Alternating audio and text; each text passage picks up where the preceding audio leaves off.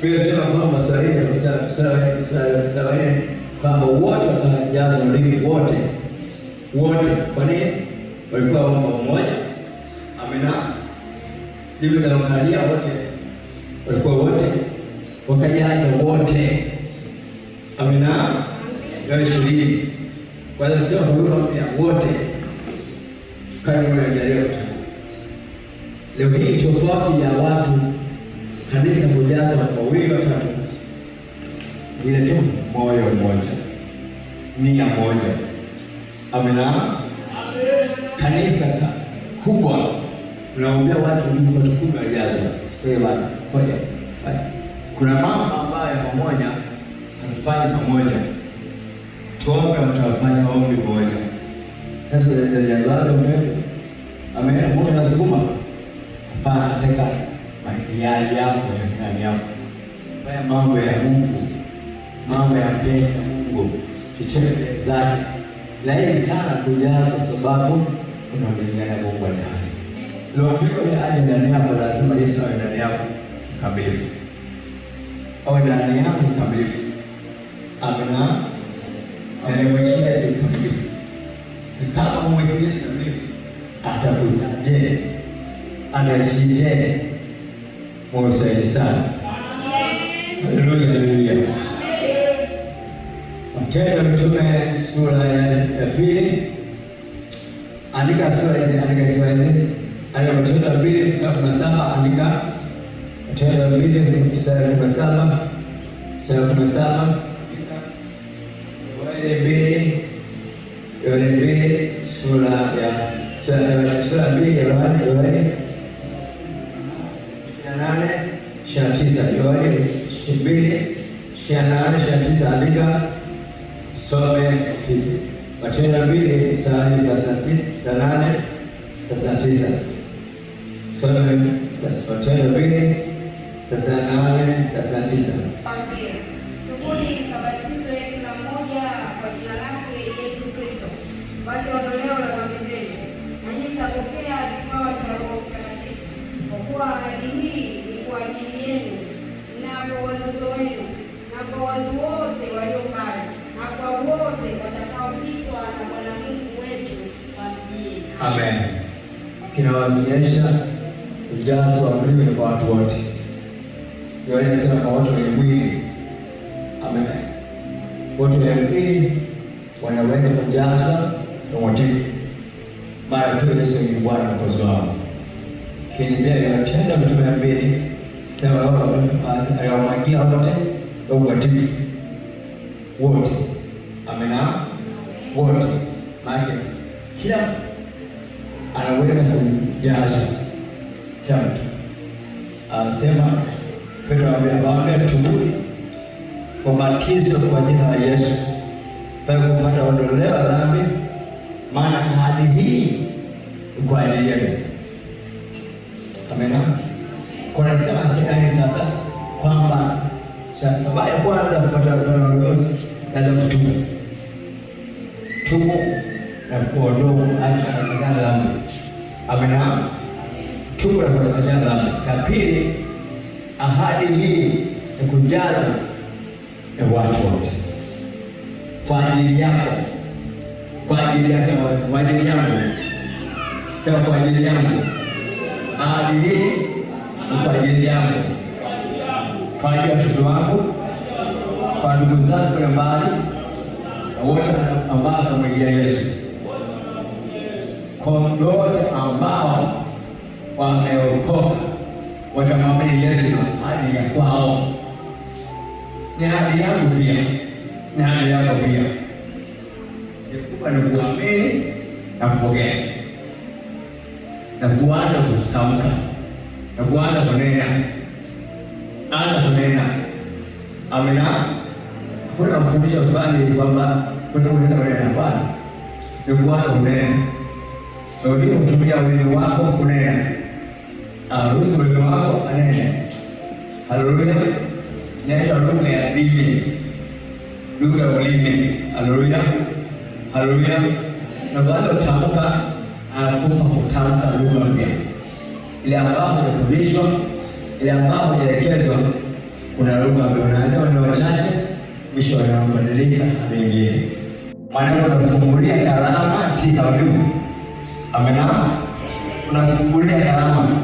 Sababu ndio utendaji wa karama. Kuna lugha. Mara tunaombe, mara unafungulia utendaji wa karama ndani yako kuanzia 1 mpaka 9 zote. Pesa chakeni kwa na karama ndani yako. Ukifuata sana upendo. Amena. Chakeni kwa karama na ufuatilie upendo. Amena. Karama bora na madoa wafanyakazi ni kwa upendo. Karama kwa upendo. Hata ndio huduma ndipo ni karama. Ina maarifa na hekima ndani yako. Kama miujiza, kama uponyaji, kama nabii yako, kama aina za lugha, kazi za lugha ndani yako. Soma kitabu cha Matendo sura ya 17, sura ya 8, 14 hadi 17.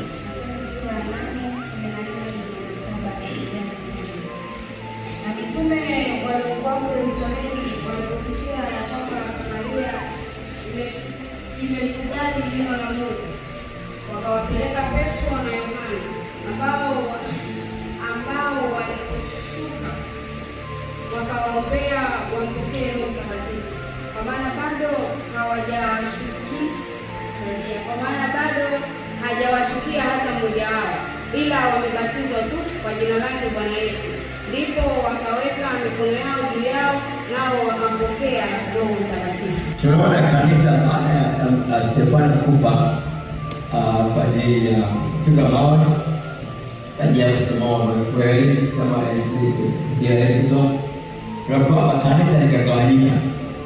Lakini ilikuwa shuhuda Mungu usikae Yerusalemu, waende Galilaya, Samaria na mwisho nje. Walipotawanyika tu, Filipo akaenda Samaria, akawahubiri Kristo. Sasa mtume akasikia kwamba Samaria watu wamemwamini Yesu wanabatizwa, lakini bado hawajapokea Roho Mtakatifu. Wakatuma Petro na Yohana wakaenda Samaria kufuatilia watu ambao wamemwamini Yesu, ili kwamba nao wapokee Roho Mtakatifu kama wengine. Lazima pia kuna ufuatiliaji na watu ambao wapokee. Amena. Amen. Narudia mara hiyo. Lazima kufuatiliaji kabla ya apokee Roho Mtakatifu. Na tutafuatilia mwaka huo. Kabla ya ujazo. Amena. Wako wasika kanisa hapa, wako mashemasi, wanafuatilia mmoja asijazo. Tuna 19 kwanza iko wa 6. Paulo alipokuwa Korintho, Paulo akiisha kupita kati ya nchi za juu, akafika Efeso, akakutana na wanafunzi kadha wa kadha huko. Akawauliza, "Je, mlipokea Roho Mtakatifu mlipoamini?" Wakajibu, "La, hata kusikia kwamba kuna Roho Mtakatifu hadi kusikia." Akawauliza, "Basi mlibatizwa kwa ubatizo gani?" Wakasema, "Kwa ubatizo wa Yohana." Paulo akasema, "Yohana alibatizwa kwa ubatizo wa toba. Aliwaambia watu kwamba yeye atakayekuja nyuma yake, yaani Yesu." Walipofika haya, wakabatizwa kwa jina la Bwana Yesu. Na Paulo alipokwisha kuweka mikono yake juu yao, Roho Mtakatifu akaja juu yao, wakaanza kunena kwa lugha na kutabiri. Amen. Nasema ubatizo wa Yohana ulikuwa ni kwa ajili ya toba, kumwamini yeye anayekuja ambaye ni Yesu mchawi. Kwa hiyo akawabatiza sasa katika jina la Yesu. Akawabatiza wao wa Yesu sasa, sio Yohana tena. Amina. Kwa maana akawabatiza, Biblia inasema akawaombea, awekea mikono akawaombea. Pokea Roho. Baada ya kuombea sasa wakajaza ulimi, wanaanza kunena kwa lugha. Tukiwa kujaza kunena kwa lugha. Amen. Hiyo wakaanza kutabiri. Amina.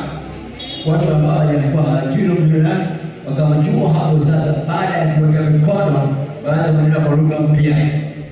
Lakini ikaongezeka pia na kutabiri. Sema jumbe za Bwana kutia moyo, kujenga, kuonya. Haleluya, haleluya.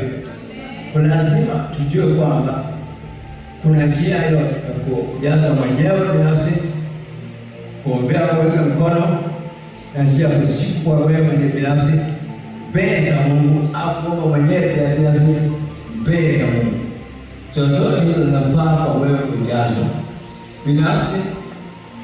Umena kusifu Mungu kwa kumpenda na kuweka mkono au kuomba binafsi.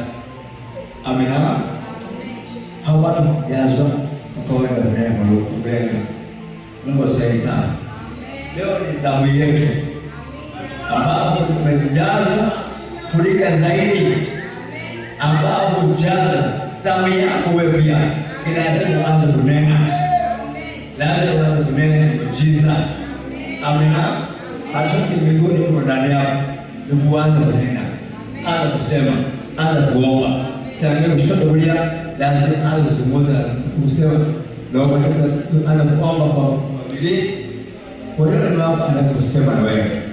Amina. Tunatabiri kwa sababu anaweza kufanya kwa ajili yako. Kuna mali jazo kufurika. Sawa ni tamani ule kwa ajili toka imejazwa. Amina. Lazima amen toka leo imejazwa. Rejaza funika zaidi ambao unaweza kuwa ndani yako wewe. Nikufanya anaye asema ndani yako. Nikuamsha asema ndani yako. Sema ana kuomba ubudi toa mbele ulivaa kutumika kwa ajili kunena. Haleluya, haleluya. Yesu haleluya. Mwana wangu yuko ndani yako. Ila kuna pesa Bwana. Kwa Mungu mzuri, Mungu mzuri. Mzuri mzuri. Mando ya simama. Niko raba simama. Raba simama.